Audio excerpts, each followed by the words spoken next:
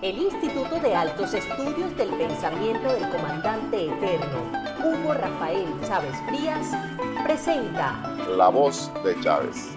Sobre el espejo del viento voy mirando la sabana. Ya yo no soy yo soy un pueblo. Yo me siento encarnado en ustedes. Tú también eres Chávez, muchacha venezolana. Tú también eres Chávez, muchacho venezolano. Tú también eres Chávez, trabajador, trabajadora, abuela, abuelo. Tú también eres Chávez, niña venezolana, niño venezolano. Tú también eres Chávez. Recordemos que el 12 de octubre de 1492, cuando llegaron aquí las naves conquistadoras de Europa, conquistadoras y exterminadoras, llegaron de primerito a la isla que le pusieron el nombre de la Española, lo que hoy son República Dominicana y Haití. Eso era puro indio, no quedó uno, pero ni uno quedó. Fueron exterminados totalmente y ahí están hoy viviendo los descendientes de nuestros hermanos negros del África, que fueron traídos como esclavos, encadenados en los barcos. Hoy es un día de reivindicar lo que somos nosotros, lo que somos. La raíz nuestra, raíz profunda, es aborigen india de aquí, ligada con la negra del África y con la blanca que vino de Europa.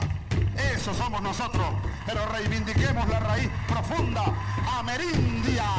Somos amerindios, somos indios de esta tierra, aborígenes del Apia Yala. Primero que nada, somos una mezcla. Ya basta de exclusión, ya basta de discriminación.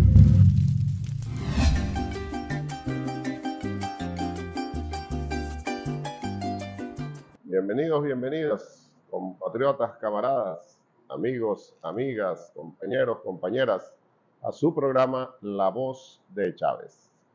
La introducción que hemos hecho con la palabra viva de nuestro comandante eterno Hugo Chávez nos dice claramente de qué se trata el conversatorio de hoy.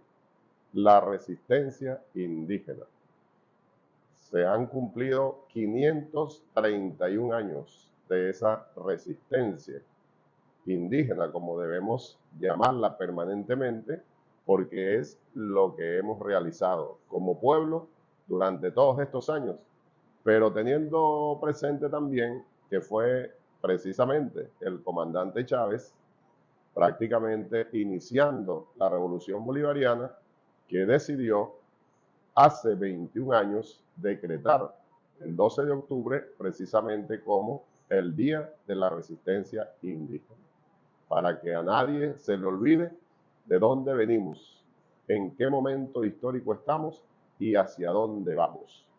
Decía nuestro comandante allí en la introducción que debemos continuar rescatando lo que somos, esa mezcla maravillosa del indígena con el negro traído como esclavo desde la madre África y por supuesto la sangre española de los que nos invadieron hace 531 años. Una invasión que causó un gran exterminio de nuestra población indígena. De allí venimos y por ello, muy importante, como es el objetivo de La Voz de Chávez, seguir resaltando, rescatando nuestra memoria histórica, impulsando, propiciando el debate sobre temas tan importantes como este, nuestra resistencia indígena. Y para el conversatorio de hoy entonces hemos invitado a la querida compatriota originaria del pueblo Cariña, María Andarcia Campos. María es profesora en la Universidad Nacional Experimental de los Llanos Ezequiel Zamora, tiene una licenciatura en Pedagogía de la Universidad Nacional Experimental Simón Rodríguez y una maestría también en la misma universidad sobre pedagogía crítica.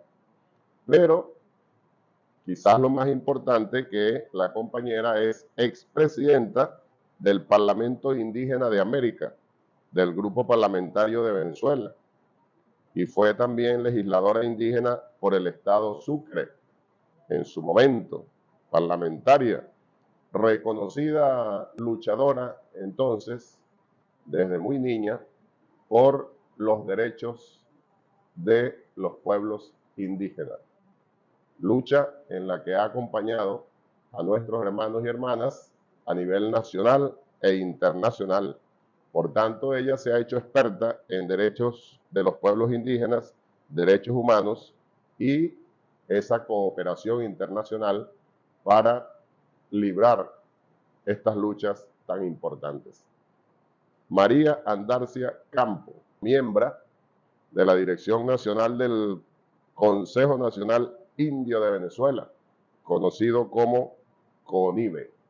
Bienvenida, compatriota, camarada. Tu saludo para nuestros usuarios y usuarias.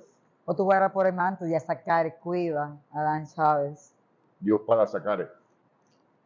Y bueno, importantísimo este programa para los pueblos indígenas. Nosotros reivindicamos desde siempre este legado histórico de nuestros caciques libertadores.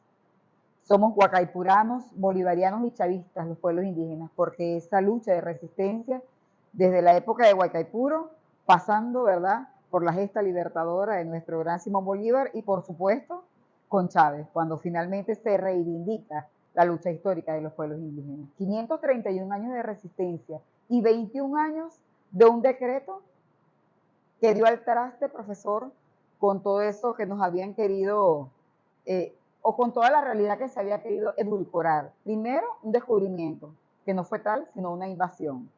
Después, lo endulzaron un poco más con un encuentro de dos mundos. Es mentira, ¿verdad? Pero Chávez dijo la verdad con los pueblos indígenas. 531 años de resistencia. Seguimos en resistencia.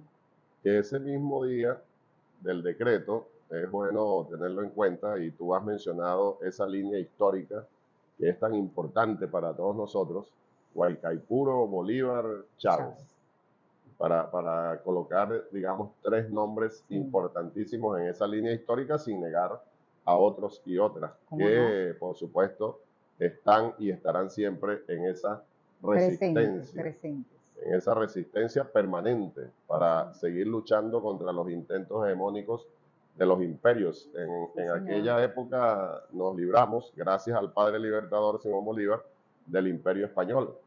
Y luego hemos venido padeciendo los embates del imperio norteamericano. Y Chávez, junto a la mayoría de nuestro pueblo, logró la independencia que se perdió en su momento con la muerte física del padre libertador debido a las traiciones, a lo que ya conocemos. Chávez logró concretar esa libertad que no perderemos jamás. Pero ese día, 12 de octubre de hace 21 años, 2002, Chávez, además de decretar el Día de la Resistencia Indígena, se hizo todo lo necesario para llevar los restos simbólicos, precisamente de Guaycaipuro al Panteón Nacional. ¿Qué significado tiene eso para nuestra historia, desde la más lejana hasta la más reciente, para precisamente seguir resaltando esa resistencia indígena? En aquel momento, el comandante Chávez logró realizar lo que por muchísimos años habíamos nosotros luchado: reconocer la heroicidad del cacique Huacaipuro y de todos los caciques de la nación, y que fuesen llevados al Panteón Nacional. Uno de los decretos más controvertidos, déjenme recordarle, profesor, la gente decía, y las élites de la oligarquía venezolana decía, pero ¿por qué? Si es el Día de la Raza, el encuentro de los dos mundos. No solamente significaba dar al traste con esa mentira, esa gran mentira, ¿verdad?, que siempre se le dijo al mundo, sino que reivindicó con la llevada de Guaycaipuro al Panteón Nacional la lucha histórica de todos los pueblos indígenas, no solamente de Venezuela. Allí se vio reflejada la lucha de los pueblos indígenas de América. Entonces, ¿qué decidimos en un consejo de ancianos?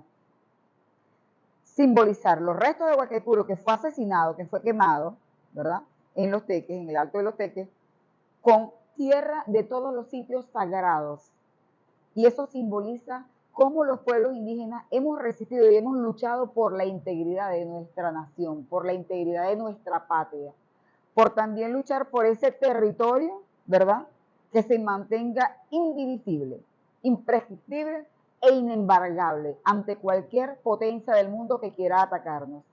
Esos territorios, esas áreas fronterizas donde habitan los pueblos indígenas, se simbolizaron con puñados de tierra y fueron depositados en una vasija que fue llevada al Panteón Nacional. Eso fue un escándalo en aquel momento. La oligarquía venezolana pretendió también hacer un show de esa acción de Chávez con los pueblos indígenas de llevar a un indio al Panteón Nacional, ponerlo en el mismo estatus que los otros héroes libertadores, héroes y heroínas libertadores.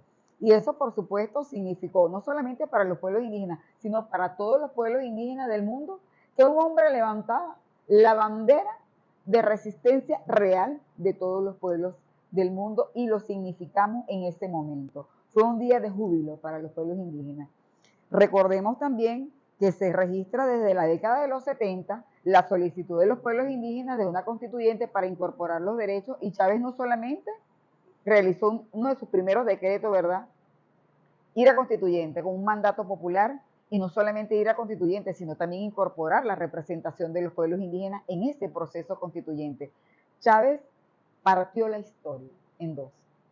Es bueno recordar, María Andarcia, dado lo que tú estás diciendo, cómo era la vida y por tanto la lucha precisamente de nuestros pueblos indígenas antes de Chávez.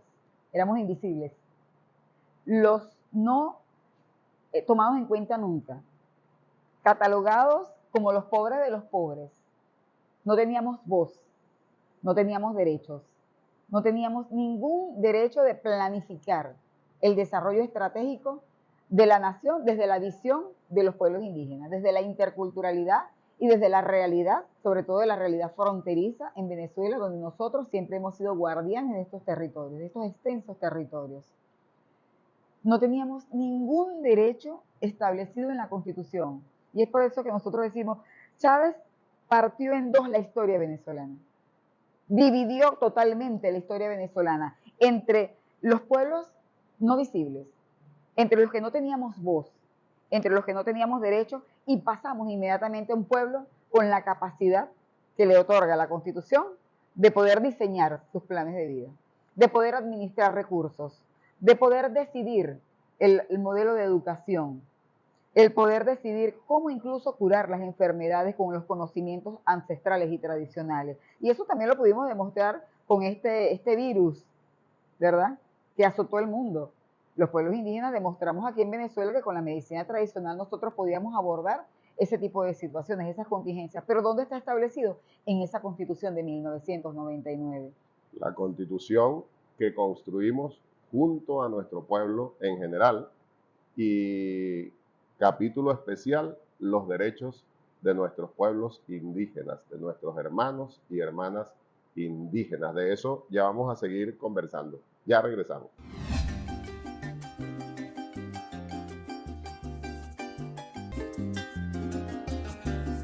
Ya yo no soy yo soy un pueblo. Yo me siento encarnado en ustedes. Tú también eres Chávez, muchacha venezolana. Tú también eres Chávez, muchacho venezolano. Tú también eres Chávez, trabajador, trabajadora, abuela, abuelo. Tú también eres Chávez, niña venezolana, niño venezolano. Tú también eres Chávez. Continuamos, compañeros, compañeras, con su programa La Voz de Chávez. Resistencia indígena, conversando con María Andarcia Campos. Y quedamos precisamente en el segmento anterior, y lo retomamos allí, la gran y maravillosa experiencia de la constituyente, María. Sí. El llamado de Chávez a la constituyente, que fue nuestra bandera fundamental como programa de gobierno, como compromiso de Chávez con su pueblo para refundar la patria. la constituyente, uno de los primeros decretos que firmó Chávez, una vez que asume la presidencia por vez primera, el llamado a constituyente. Se organizó la constituyente y mandato principalísimo de nuestro comandante, debatir con nuestros hermanos indígenas para incluir en la nueva constitución todo lo relacionado con los derechos de nuestros pueblos indígenas. Y eso fue una experiencia tremenda, María. ¿Tú recuerdas? ¿Cómo no? Claro, profesor. Inmediatamente que el comandante Chávez emite el decreto donde se establece la participación directa de la representación de los pueblos indígenas en el proceso constituyente, los pueblos indígenas, por supuesto, la Organización Nacional Indígena CONIVE estaba precisamente a la espera, ¿no?, de los anuncios del comandante Chávez tan pronto asumiera la primera magistratura del país. Decidimos irnos a un congreso extraordinario y lo celebramos en el Estado Bolívar para decidir acerca de esos 3 constituyentistas. ¿Qué nos pasó? Me toca la responsabilidad histórica, porque para eso habíamos sido formados algunos jóvenes indígenas, ¿verdad?, para asumir cualquier responsabilidad como esta. Coordinar ese congreso extraordinario para elegir a los 3 constituyentes. ¿Pero qué hizo el CNE de aquel momento? Desconoció la decisión de los pueblos indígenas. Declaró írrita la Asamblea Soberana de los Pueblos Indígenas, donde participaron no solamente las organizaciones de base, sino todas las autoridades tradicionales de los pueblos indígenas, y echó para atrás la resolución del Congreso, donde resultaron electos Noelí Pocaterra Uriana, por la región occidente. La madre Noelí. La madre Noelí, que desde aquí le enviamos nuestro cariño y nuestro respeto. Seguimos guiados de la mano de Noelí, ¿verdad?, en resistencia. Guillermo Guevara, un jidi de la Amazonía venezolana, y José Luis González, un temón de la zona oriental. Bueno, el CNE de aquel momento desconoció. Que era el Consejo Supremo Electoral. Que era el Consejo Supremo Electoral, disculpe, de aquel momento. Exacto. Desconocieron, como siempre, la voluntad popular. Quisieron pasarle por encima al decreto presidencial y, por supuesto, seguir atropellando los derechos de los pueblos indígenas, quienes nunca habíamos tenido la oportunidad de decidir quiénes iban a ser nuestros representantes. La dedocracia pretendía seguir operando en este país. Bueno, nos pidieron que debíamos repetir el proceso y fuimos a Los Caracas. Decidieron ellos que, bueno, lo íbamos a hacer en Los Caracas, en el Parque Recreacional Los Caracas. ¿Qué hicimos los pueblos indígenas? Volvimos a tomar la misma decisión, porque era una decisión soberana. Era una decisión, además, sobre los verdaderos representantes, líderes y lideresas de los pueblos indígenas, que era precisamente a lo que instaba y sigue instando nuestro comandante Chávez, a que el pueblo, ¿verdad?, tenga voz propia, que no hayan imposiciones y que los dedócratas se aparten del camino del pueblo venezolano, del pueblo soberano, para nosotros marcar nuestro futuro. Fuimos al proceso constituyente y tomamos el Palacio Federal. Usted debe recordarlo, profe. Allí nos instalamos, la representación de los pueblos indígenas de Venezuela. Nos rotábamos. No hubo un pueblo indígena primera que vez que los indios y las entrábamos indias al Palacio Federal. Al Palacio Legislativo. Sí, señor. Y nos rotábamos. Allí fuimos atacados, fuimos vilipendiados, fuimos ofendidos por la ultraderecha que logró colarse, ¿verdad?, en el proceso constituyente. Bueno, porque era una constituyente para todo el pueblo. Nosotros no podíamos obligar a la derecha venezolana a que no participara en la Constitución, en la construcción de la Constitución.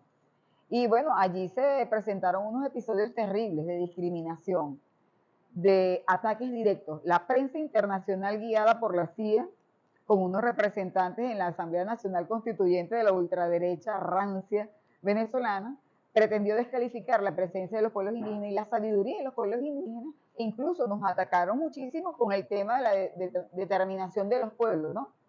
En la Constitución decían que nos íbamos a dividir, que nosotros entonces en las cortes internacionales podíamos dividir el territorio venezolano y que ellos perderían la gran tajada de los recursos minerales, el petróleo, el uranio y todos los elementos que ellos siempre habían querido explotar y que habían explotado ilegalmente en nuestras tierras.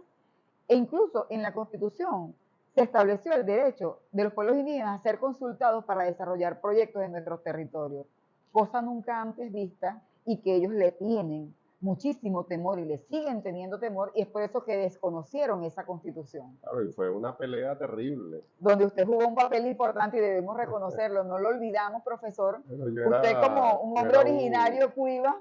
Yo era un indio colado allí. No, un originario. en esa En el proceso conferencia, de elecciones internas de los pueblos indígenas. pero indio al fin. Pero indio al fin, usted, al igual que Aristóbulo Isturi, debemos recordar el indio negro Aristóbulo, ¿verdad? Y así muchos patriotas que defendían la posición de los pueblos indígenas, porque no era una posición absurda, era un derecho histórico. La mayoría, por supuesto, la gran mayoría de los constituyentes de aquel momento estábamos conscientes de la necesidad Sí, señor. de aprobar esos artículos, ese capítulo dedicado en la Constitución a nuestros pueblos indígenas. Son 8 artículos que están aquí hermosamente contenidos. El capítulo 8 Octavo. de los derechos de los pueblos indígenas. No, y la Constitución transversalización de bolivariana. derechos que hay, ¿no? Exactamente, Porque los idiomas de los pueblos indígenas son idiomas oficiales según la Constitución. así es. Nos encontramos con un preámbulo hermosísimo que también fue consultado, donde se evoca la heroicidad de los pueblos indígenas, La espiritualidad. la espiritualidad, todo. Pero bueno, un recordar análisis. entonces esa batalla que iba a mencionarlo, imposible olvidar y muy importante lo que allí sucedió, lo que sucedió en esa Asamblea Constituyente en aquellos años, en aquel año, 1999, porque tú decías, María, que la reacción de los representantes de la oligarquía, de la derecha venezolana allí, pues era hasta lógica, podemos decir. Pero hay que recordar Según que sus intereses. exacto, estaban defendiendo sus intereses. Pero hay que recordar que algunos, pocos, pero algunos constituyentes que fueron electos por el Por la pueblo voluntad del pueblo. en las listas de la revolución, que fueron candidatos de Chávez, Sí, cómo hay que no. decirlo, también se oponían a algunos de los artículos que quedaron contemplados acá en la Constitución. Pero bueno, además de la gran mayoría de los constituyentes, también teníamos el apoyo de la gran mayoría de los pueblos indígenas y del pueblo en general, que votó por esta Constitución de una manera realmente importantísima y mayoritaria como nunca antes se había visto en el país. Allí hay un elemento muy importante que fue un análisis que hicimos en ese momento. ¿Quiénes se oponían a la aprobación de los derechos de los pueblos indígenas con tal profundidad y con tal impacto en el derecho internacional? Algunos compañeros que están en el proyecto, que estaban en el proyecto bolivariano, pero que venían de la Escuela de las Américas, militares que venían de la Escuela de las Américas. Así es. Y pudiéramos mencionar algunos que no, quizás no vale la pena en este momento, pero venían de la Escuela de las Américas y tenían un propósito, según el formato de la Escuela de las Américas, contra los pueblos indígenas, por los recursos en esos territorios. Y eso era quizás lo que ellos, de manera obcecada, planteaban y que no tenía una lógica para un proyecto liberador como era el proyecto de Chávez. Sí, porque les habían sembrado realmente en esa malformación a través de instituciones como la Escuela de las Américas y otras instituciones, le habían sembrado a alguna gente de nuestro pueblo que entregarle, tú lo decías hace un momento, entregarle las tierras. La discrecionalidad para decidir conjuntamente con el Estado venezolano el desarrollo de proyectos en nuestros territorios era algo para ellos totalmente absurdo, pues, inaceptable. Porque eso, tenían esa neocolonización con la que se formaron, exactamente, les metieron en la cabeza, para decirlo así en criollo, que entregarle territorio a los pueblos indígenas era dividir al país, por ejemplo. Sí, era uno de los argumentos que utilizaban. Y la discrecionalidad para desarrollar proyectos en nuestros territorios para ellos era impensable. Claro, porque como los indios van a tomar decisiones sobre los planes nacionales, de la nación, los planes nacionales, los planes de desarrollo de la nación. Efectivamente, esa fue una lucha tremenda y bueno, y afortunadamente, como ya dijimos, por decisión de la inmensa mayoría del pueblo venezolano, aprobamos esta maravillosa Constitución que nosotros, con la humildad que nos caracteriza, no decimos que es la mejor del mundo, sino que es una de las mejores del mundo. De las más importantes en el mundo a efecto de los derechos de los pueblos indígenas. Y sobre todo, teniendo en cuenta los derechos de los pueblos indígenas. Son 8 artículos. Aquí está el artículo 119, que dice claramente, es importante recordar esto para todos nuestros usuarios y usuarias. El Estado reconocerá la existencia de los pueblos y comunidades indígenas, su organización social, política y económica, sus culturas, usos y costumbres, idiomas y religiones, así como su hábitat y derechos originarios sobre las tierras, que ancestral y tradicionalmente ocupan y que son necesarias para desarrollar y garantizar sus formas de vida. Sí, señor. Tremendo contenido de este artículo 119 que ya en el próximo segmento María nos va a comentar al respecto. Ya regresamos.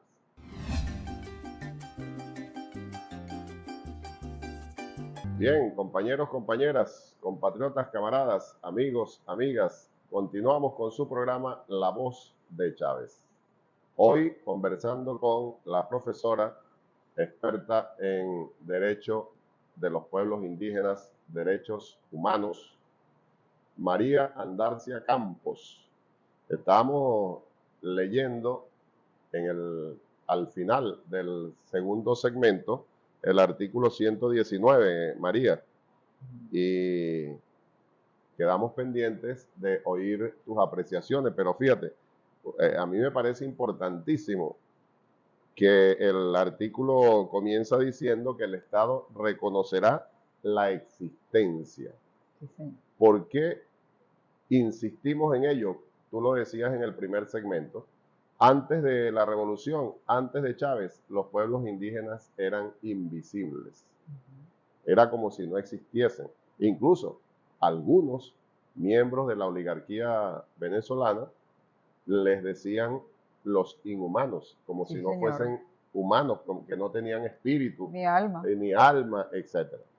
Entonces, muy importante que aquí se comienza reconociendo como Estado la existencia y, por supuesto, los derechos a su hábitat, a las tierras que ancestralmente han ocupado y que, como dice aquí, al final de este párrafo, que son tan necesarias para desarrollar y garantizar sus formas de vida, María. Sí, señor.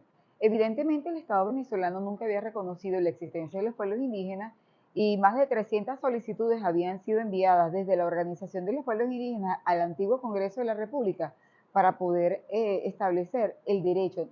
Fíjese lo que dice el artículo, el derecho y la existencia de los pueblos indígenas, reconocer la existencia.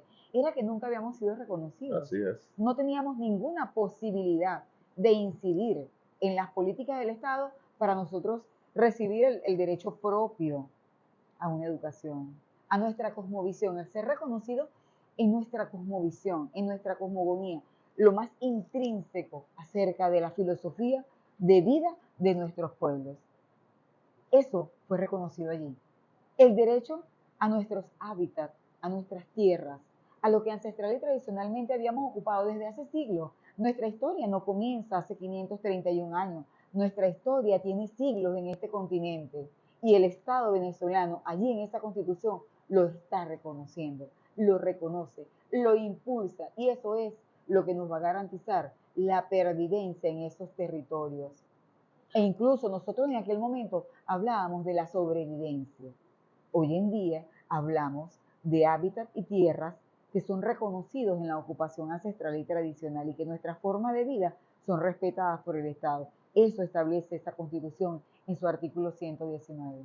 Y que se reafirma, compañeros, compañeras, María, en el 121. Sí, señor. Donde dice, fíjate, los pueblos indígenas tienen derecho a mantener y desarrollar su identidad étnica y cultural, cosmovisión, valores, espiritualidad y sus lugares sagrados y de culto. El Estado fomentará la valoración y difusión de las manifestaciones culturales de los pueblos indígenas, los cuales tienen derecho a una educación propia y a un régimen educativo de carácter intercultural y bilingüe, atendiendo a sus particularidades socioculturales, valores y tradiciones.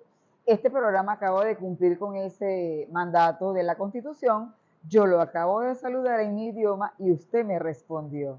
Una forma de seguir propiciando, ¿verdad?, la educación intercultural y que usted como rector lo acaba de ratificar en este programa. Y debemos seguir insistiendo Sí, señor. mucho en eso. Tenemos que, porque valga la expresión, tenemos avances muy ¿Cómo no? importantes. ¿Cómo no? En estos años de revolución le hemos ido dando forma a lo que está contemplado en nuestra Constitución bolivariana. Con una Pero ley orgánica de pueblos y comunidades indígenas que sobrepasa incluso los derechos establecidos en la Declaración Internacional de los Derechos de los Pueblos Indígenas de la ONU. exactamente. Señor, es superior. Y hay que reconocer también que nos hace falta. Nos Sí, hace falta se seguir debe- avanzando.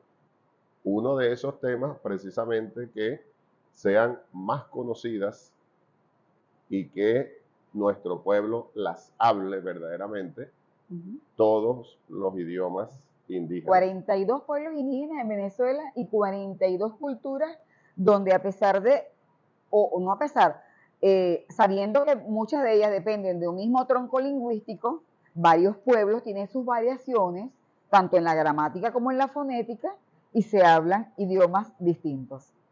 Por ejemplo, el pueblo caribe, que es el pueblo al cual yo pertenezco, de la rama lingüística caribe, los pemones, yecuanas, cariñá, yavaranas, hablamos distintos idiomas. Ahora bien, los cariñas de Venezuela hablamos el mismo Aurán, mi idioma se llama Aurán, ¿verdad? Aurán cariña. Guyana inglesa, Guyana francesa, Surinam, Belice y Brasil y Venezuela hablamos un mismo idioma, los cariñas. Los pemones, macuxí, taurepán, guapichana, también son caribes y hablan un idioma distinto. Fíjese la riqueza cultural, etnolingüística que hay aquí en Venezuela. Eso precisamente está garantizado en esa Constitución. Y hay algo que es bien importante, profesor, y que debemos destacar. Una vez que se aprueban los derechos de los pueblos indígenas en Venezuela, fue como un efecto dominó por toda América. Comenzaron los pueblos indígenas de América a levantarse, a exigir constituyentes, para que fuesen incluidos sus derechos. Entonces vemos el efecto Chávez, pueblos indígenas en Bolivia, el efecto Chávez, pueblos indígenas en Ecuador, el efecto Chávez, pueblos indígenas en Nicaragua y el efecto Chávez, pueblos indígenas en la ONU. Fue precisamente, como siempre, desde aquí de Venezuela, levantando la espada para liberar pueblos, para libertar naciones. Esa Constitución de 1999, donde establece un capítulo de derechos de pueblos indígenas tan avanzados en derechos de primera, segunda y tercera generación, causó un profundo impacto en el mundo. Y finalmente, después de 25 años, de una lucha de 25 años en la ONU, es que en el 2007 se aprueban los derechos de los pueblos indígenas en la ONU, pero apalancados precisamente los pueblos indígenas del mundo en el hecho histórico del reconocimiento de los derechos de los pueblos indígenas en la Constitución de 1999. Culpa de Chávez. Culpa de Chávez. Gran logro de la revolución bolivariana. En este caso concreto, sobre los derechos de nuestros hermanos y hermanas indígenas. Ahora, tú mencionas, María, y vamos a tocar ese punto, la relación de los cariñas, en el caso específico de tu pueblo, con los cariñas que están en el Esequibo Sí, señor. y en Wow. otros territorios hermanos De nuestra América. de nuestra América, sí, porque allí para nuestros pueblos indígenas, es a lo que me quiero referir, no existen fronteras. Ese es el territorio ancestral. Sí, señor. Pero además, y creo que es importante, dada la situación coyuntural que estamos viviendo nuevamente con la Guyana Esequiba, ¿cómo es la relación entre esos pueblos, digamos, el que está del lado nuestro y el que está del lado de ese Más allá del territorio? Esequibo, más allá del Cuyuni. Ese territorio que Sí. seguimos reclamando porque efectivamente es nuestro. Bueno, déjeme decirle, profesor, que no solamente en esta conversación con usted, sino que los cariños estamos fijando una posición ante el mundo. En primer lugar, porque el Esequibo es nuestro. El Esequibo es territorio caribe. Así es. Es territorio cariña, patamona, guarao, taurepán, Macuchí, Temón, y así de muchos hermanos indígenas que habitan allí. Es nuestro, lo reafirmamos históricamente. Antes de que los ingleses compraran esa franja de territorio, producto de estas guerras intestinas entre los imperios por dominar esa zona caribeña, de la plataforma caribeña y de la salida al Atlántico, nosotros habitábamos esos territorios. A nosotros, la Corte Internacional de Justicia y los personeros de la política internacional no nos van a decir a estas alturas del partido de quién es ese territorio. Ese territorio es territorio indígena, ancestral y tradicionalmente ocupado por indígenas venezolanos. En primer lugar, debemos fijar esa posición. Ahora, ¿cuál es la situación entre nosotros? Las mejores relaciones, en primer lugar, porque la mayoría allí venimos del mismo tronco lingüístico, nos entendemos perfectamente, hemos sido familia por siglos y nuestro relacionamiento humano siempre ha sido muy normal, muy de hermanos. Es más, déjeme decirle, profesor, o déjeme recordarle que de allá del Esequibo vinieron los arahuacos a participar en el proceso constituyente, los cariñas. No podemos olvidar la lucha de líderes indígenas como Víctor Kenfund, ¿verdad? Seymour Peters, que incluso en mi casa hay fotografías de mami, de mi mamá, en esa lucha desde la década de los 70, cuando los cariñas venían de todos los territorios a reunirse en el Consejo Indígena Cariña para apalancar la creación del Consejo Nacional Indio de Venezuela. Yo misma puedo dar fe de eso, siendo una niña. Conocí a los cariñas de Guayana, Esequiba. Entonces, ¿qué más podemos decir nosotros? Nosotros debemos no solamente recordar el Acuerdo de Ginebra, sino que debemos recordarle al mundo de que antes de que ellos compraran esa franja de tierra, ¿verdad?, que está más allá del Esequibo, más allá de Anacoco, más allá de Cuyuni, que no tiene nada que ver con nuestro Esequibo, pues con nuestra Guayana Esequiba, nosotros estábamos allí. Ahora, ¿qué ha pasado históricamente? Bueno, incluso la CIA, como siempre, tiene las manos metidas allí. Los socios geopolíticos de los ingleses pretenden hacer uso de los recursos en nuestro territorio y pretenden hacerle ver al mundo que esa zona que nosotros hemos defendido históricamente les pertenece. Un vil saqueo que pretenden seguir perpetuando en nuestros territorios. Pareciera que se les olvida, ¿verdad?, que no solamente la ocupación ancestral también te da un derecho internacional, que no solo la ocupación ancestral te permite litigar ante cualquier instancia internacional la propiedad, no por ser pisatario, sino por ser propietario, ancestral y tradicionalmente. ¿Qué dicen los cariñas de Guyana Francesa? Ese territorio es nuestro. ¿Qué dicen los cariñas de la Guyana Inglesa? El territorio es nuestro. Ellos vinieron después. Los acuerdos entre esas naciones fueron posteriores a nuestra ocupación.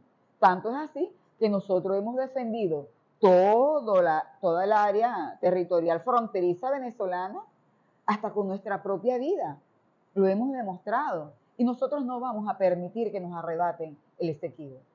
Si cada cariña de este país tiene que irse al Esequibo y defender esa tierra, lo vamos a hacer, porque esa tierra la heredamos de nuestros abuelos, la heredamos del Libertador y la ratificamos nuestra propiedad con Chávez cuando se reconoce en una constitución que la ocupación ancestral y tradicional de los pueblos indígenas pertenece al suelo patrio, es indivisible, inembargable e imprescriptible. El derecho de los pueblos indígenas no prescribe en este país. No prescribe jamás. En este país al menos no prescribe. Y cada uno de los demás venezolanos y venezolanas detrás de los cariñas y las cariñas, sí, defendiendo nuestro territorio, porque el Esequibo es nuestro. El sol de Venezuela nace en el Esequibo. Ya regresamos.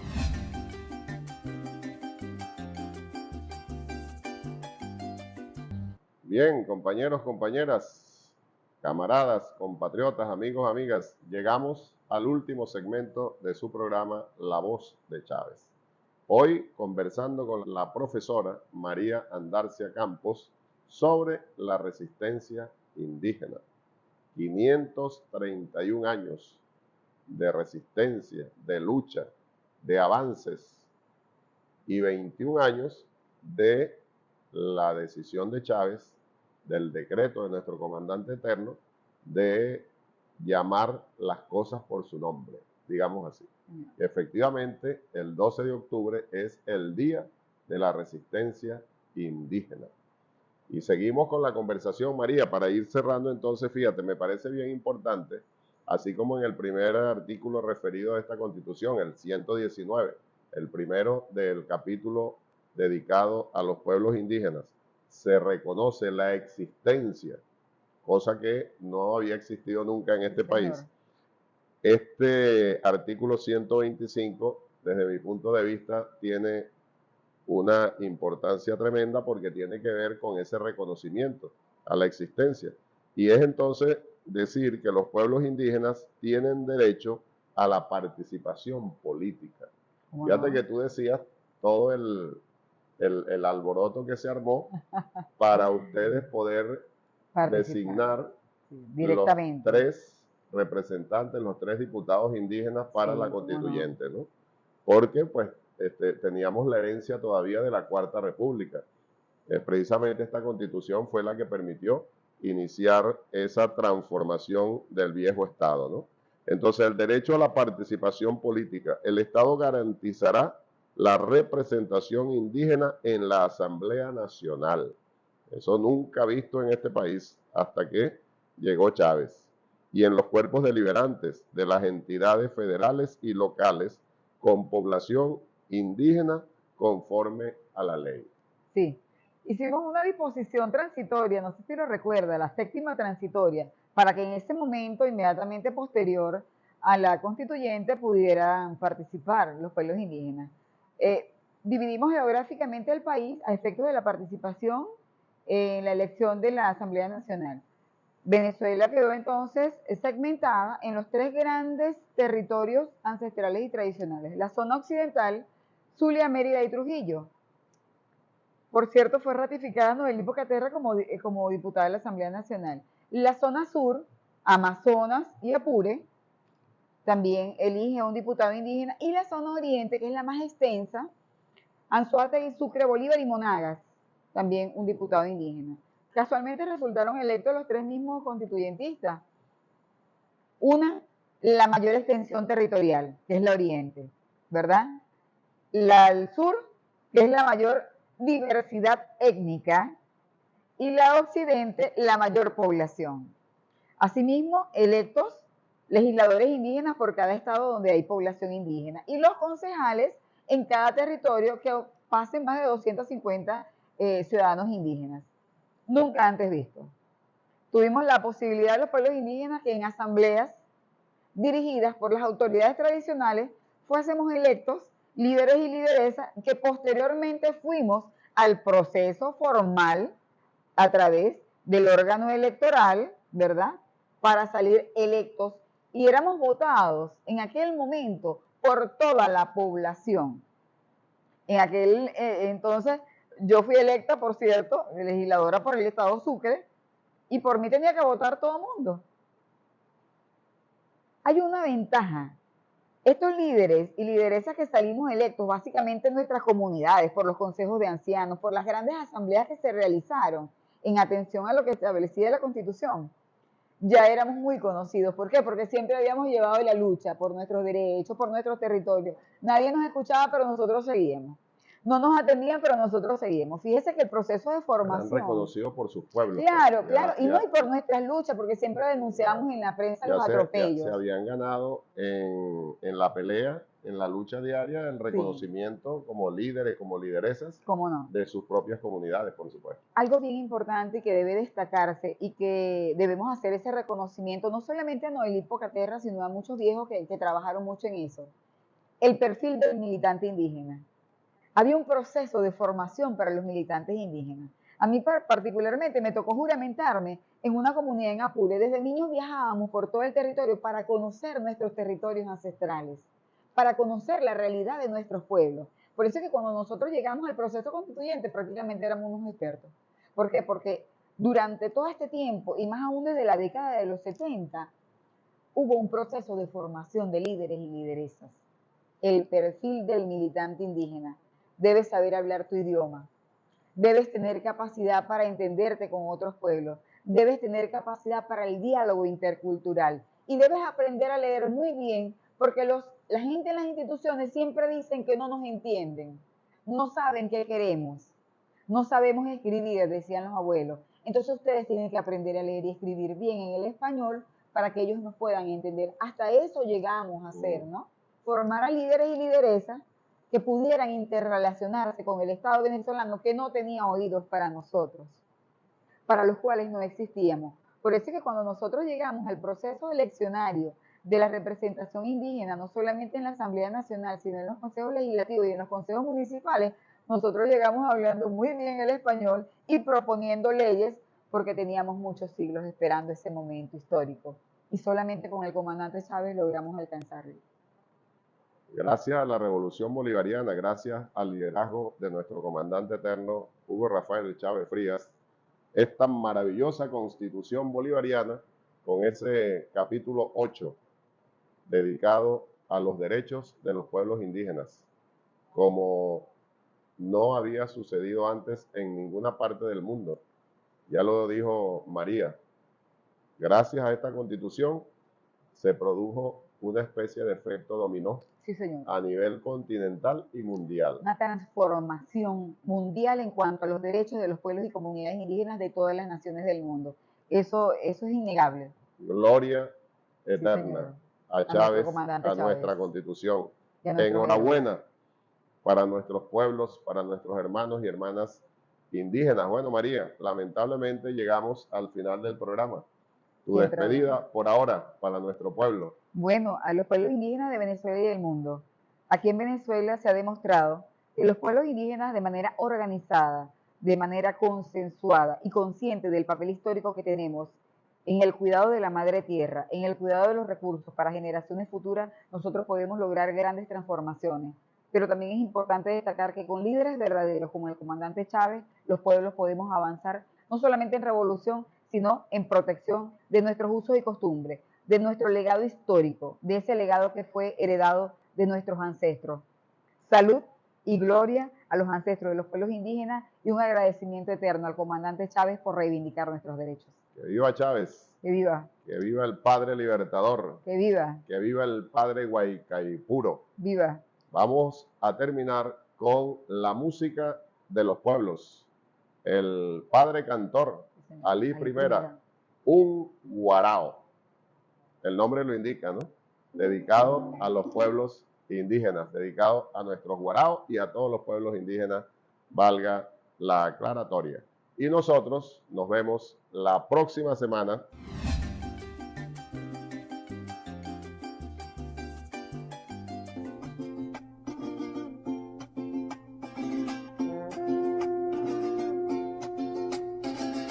La curiara arriba abajo, un indio y un guacamayo, 4 monos y un tucán. Se los comprarán baratos porque en nombre del Estado esa es la ayuda que le dan a un guarara, a un guarao, a un guarara, a un guarao.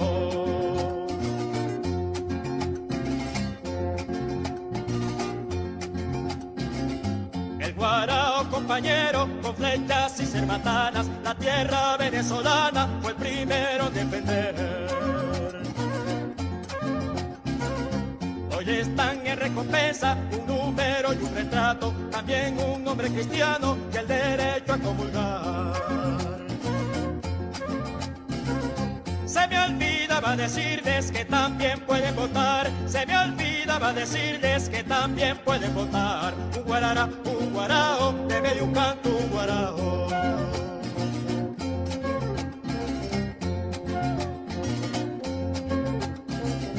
Como no todo es tan malo, yo les nombro 4 cosas que el guarao le agradece a la civilización.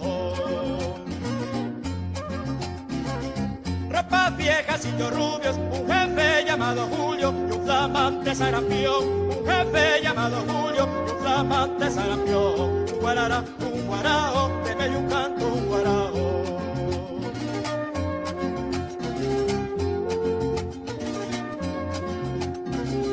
La amargura del guarao no la quita ni lo dulce del agua del Morchal.